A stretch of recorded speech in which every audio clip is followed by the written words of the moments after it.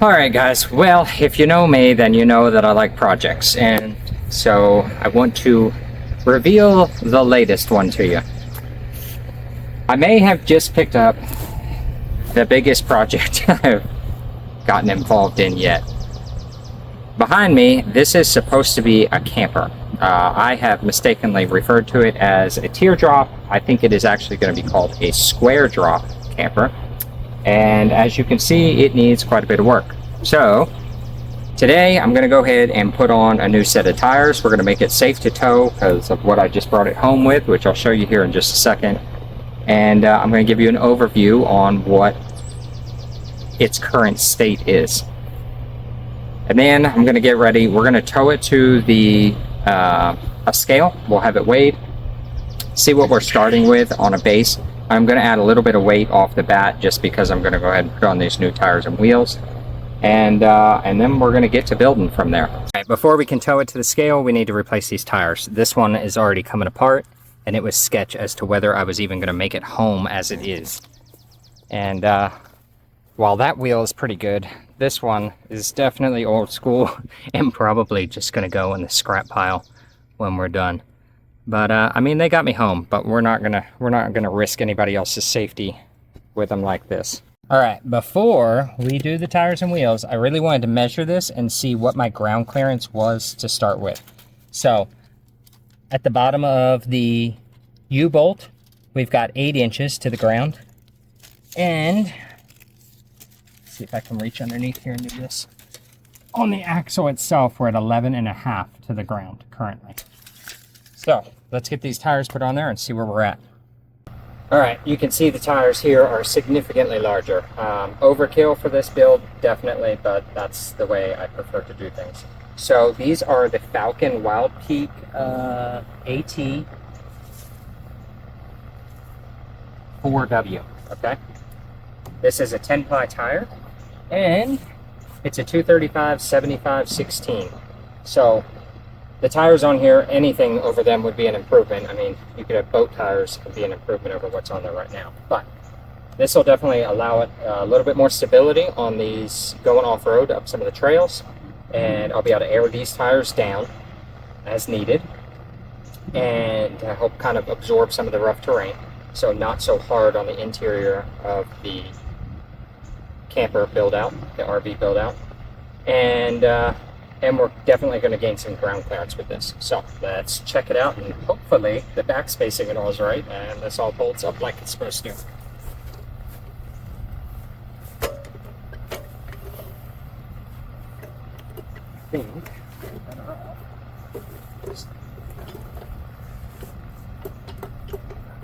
this axle here.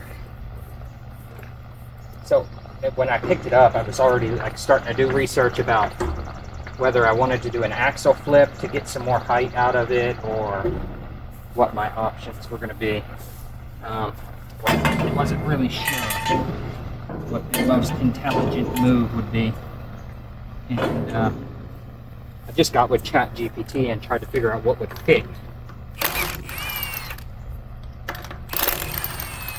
You'll see here in a second, this hub is brand new. The man built this. He runs a local fabrication shop, and I wasn't even going out looking for these. I was just looking for things on Marketplace, you know, like from my old Craigslist days. I just was out cruising, just seeing what was available for sale. This popped up. I messaged the guy and tried to see where he was at with the price, what the plan was for the build when he had done it. And he ended up, we went back and forth a couple times, and then I just was like, all right, not worried about it. Went on about my life, and then I got an alert that he had dropped the price, and I think he had it started at like $1,000, which is still a smoking deal for all the work that's gone into this. So he dropped it down to 500, and I messaged him, and I'm like, I'll be there in the morning, and I'll just figure it out. I knew I couldn't get it to this point, even if I was going to do like a foamy build. if you've ever seen those. Even if I was going to do a foamy build, I wasn't going to be able to have it done to this point for this price. I mean, I'd spend this on just a trailer frame, even if I went with a Harbor Freight trailer frame. These are going to look so good.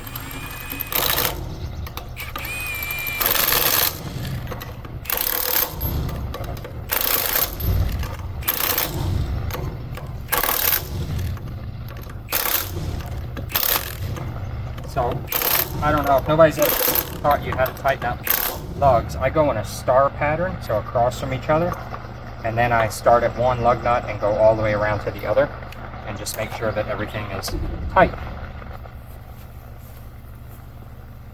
Oh, those look so much better.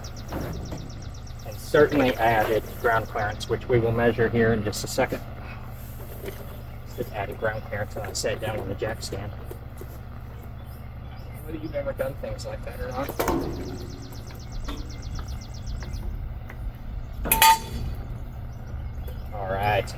Alright, let's go to the other side and do it all over again. I will say that I miss the old Craigslist days when we could like barter and all of that. It's not near as prevalent on Facebook these days. So for any of my old school viewers out there that miss the Craigslist day, put that down below if you used to use that. Man, thousands and thousands of dollars worth of items I've purchased off of Craigslist. I think that first year we were married, we ended up having like 14 boats. So that was how I made grocery money.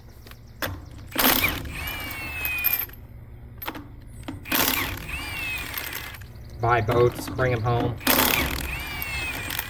and repaint them and rewire them and do fiberglass repair.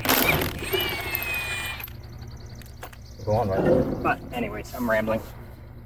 So if you have ever done one of these builds, I'm really curious how you finished out the interior. The foamy builds look like those guys use fiberglass. And I'm not opposed to that. I'm just kind of curious if they do that on the inside. How do you fasten everything? Should I line it with foam first and kind of use a router to run in my wires and then fiberglass coat everything over top of that? Or, I mean, I'll have the weight capacity. Do I want to do like wood paneling like I do inside my my finished cabins, some tongue and groove pine? I mean, on this small of a build and pine being pretty lightweight, it's not going to add that much. But curious on to hear some thoughts. Yeah.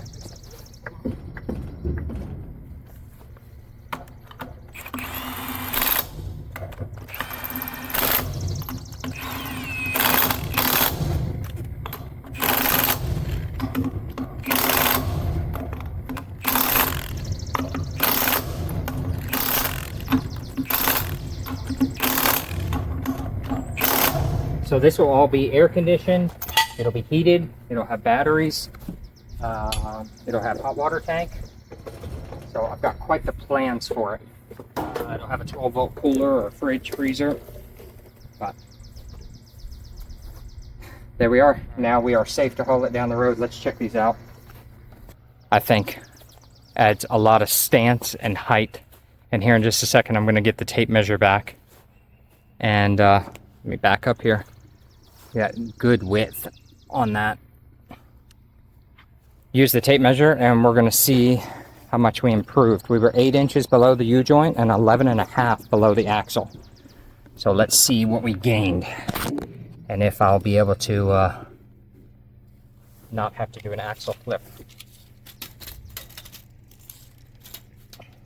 Okay, so we're at 10 inches under the U-joint right now, or I'm sorry, the U-bolt.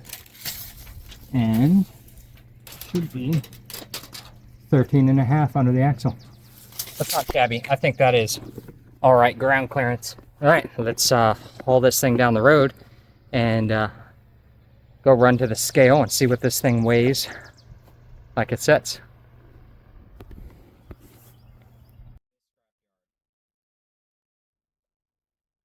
All right, they were super laid back about that. So trailer, I just parked right here. I just set off on a jack stand, and we came in at a whopping, I'll tell you in a minute. All right, got the trailer home and just got it weighed, and we came in at 980 pounds as it sets. So 980 pounds is our start weight. You know, I know we added the wheels and tires, but that's just part of it. And now we'll get started on prepping for paint. We'll go ahead and I'm going to wash it and get as much of the surface rust off of it. I might hit it with a sander just to knock it down a little bit more. I'm going to go ahead and primer it. And I know that I'm going to weld on some things as I progress, but I want to go ahead and get it to a point where it's got a good base. We can stop the rust, and I can start making a plan for getting the floor put in and the ceiling, and lining out what else I want to weld. If you come up with any ideas on this, I would be very happy if you would leave them down below. I'm kind of thinking about adding like a stabilizer jack on each side up here at the front. I want to add a jack up here for unhooking it from the truck. I've got half a mind to swap that out to a pintle hitch, but I may just I may continue to roll with the 2-inch receiver that's there. The reason I like a pintle hitch is I can get it setting up a little bit higher on the truck and not so much stuff hanging down. And that's also another reason that I still kind of am pondering with doing an axle flip, just to get the trailer a little bit higher, more ground clearance, and have it set level with the hitch. I mean, as you can see right now, I've got to have it dropped at the lowest setting on that BW. And I've got clearance on top. I really don't want it to be any taller than the truck. But with all my racks and all, I still got plenty of room to be able to raise the trailer. So I'm still pondering that.